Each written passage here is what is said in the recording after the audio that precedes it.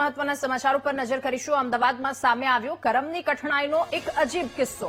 20 રૂપિયાની લાંચના કેસમાં કોન્સ્ટેબલનું આખું જીવન બરબાદ થઈ ગયું। 20 વર્ષથી સજા ભોગવી રહેલા કોન્સ્ટેબલને આખરે નિર્દોષ જાહેર કરવામાં આવ્યા હતા। એસીબીએ કરેલી કાર્યવાહીના કેસમાં હાઈકોર્ટે કોન્સ્ટેબલને નિર્દોષ જાહેર કર્યા। હાઈકોર્ટના ચુકાદાના બીજા દિવસે કોન્સ્ટેબલ બાબુ પ્રજાપતિનું મોત નીપજ્યું। 1997માં કોન્સ્ટેબલ બાબુ પ્રજાપતિએ એસીબીએ 20 રૂપિયાની લાંચ લેતા પકડ્યા હતા। સેશન્સ કોર્ટે કોન્સ્ટેબલને સજાનો હુકમ આપ્યો તો 20 વર્ષ સુધી જેલમાં સજા ભોગવી અને ત્યારબાદ નિર્દોષ જાહેર થયા। ચુકાદો આવ્યાના બીજા દિવસે બીમારીના કારણે કોન્સ્ટેબલનું મોત નીપજ્યું।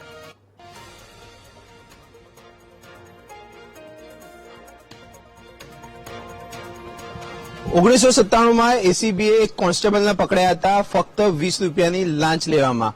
કેસ ચાલુ થયો, કોર્ટમાં કેસ ગયો, પરંતુ વાત કરવામાં આવે તો અઢી દાયકા બાદ 20 રૂપિયાની લાંચમાં જે કોન્સ્ટેબલ પકડાયા હતા તેને નિર્દોષ છોડવામાં આવ્યા છે નામદાર હાઈકોર્ટે।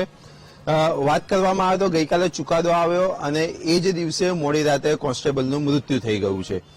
કહી શકાય કે અઢી જે દાયકા હતા તે દાયકામાં 20 રૂપિયાના કેસને લઈને અનેક માનસિક સ્થિતિ ઉપર પણ કોન્સ્ટેબલની માનસિક સ્થિતિ ઉપર પણ અસર થઈ હશે।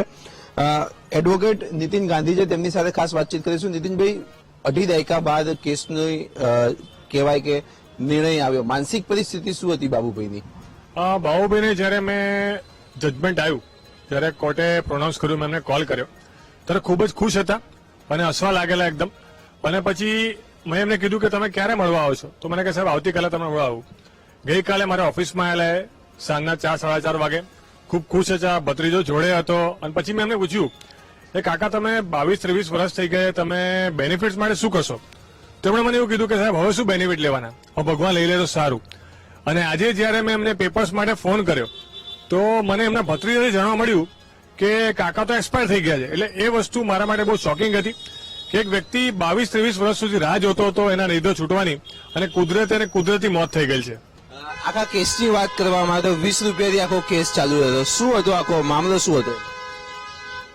બસ આખો કેસ એવો હતો કે વિશાલા ચોકડી જે છે વેજલપુર, ત્યાં ટ્રક ડ્રાઈવરથી કરપ્શન કરવામાં આવતું હતું। એમાં એસીબીએ રનિંગ ટ્રેપ કરેલી। રનિંગ ટ્રેપમાં આરોપીઓ જે હતા કોન્સ્ટેબલો, એમને 20 રૂપિયાની લાંચમાં પકડેલા। જે પછી અમદાવાદ ડિસ્ટ્રિક્ટ કોર્ટમાં 2004માં આ જે કેસ છે એનો ચુકાદો આવતા એ કેસને પડકારેલો અમે લોકોએ હાઈકોર્ટમાં પડકાર્યા પછી એનું 4 ફેબ્રુઆરી 2026 રોજ જજમેન્ટ આવેલ છે અને જેમાં આ કોન્સ્ટેબલ છે એમને નિર્દોષ છોડેલ છે।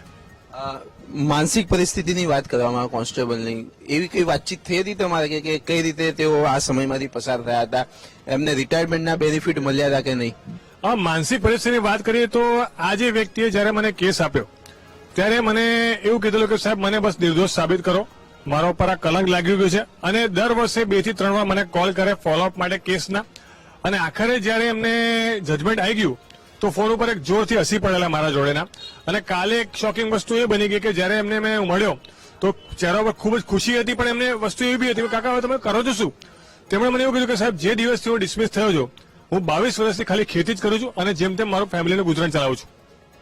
તો ચોક્કસથી આ હતા નીતિન ગાંધી, એડવોકેટ કે જે બાબુભાઈ પ્રજાપતિના એડવોકેટ હતા, કોન્સ્ટેબલ 20 રૂપિયાની લાંચમાં પકડાયા હતા। જે 22 થી 24 વર્ષનો જે સમયગાળો હતો, પોલીસ ખાતામાંથી તેઓને ડિસમિસ કરવામાં આવ્યા હતા ખાલી 20 રૂપિયાની લાંચને લઈને। ત્યારે તેમની માનસિક પરિસ્થિતિ તો ખરાબ હતી, પરંતુ આર્થિક પરિસ્થિતિ પણ ખરાબ થઈ ગઈ હતી।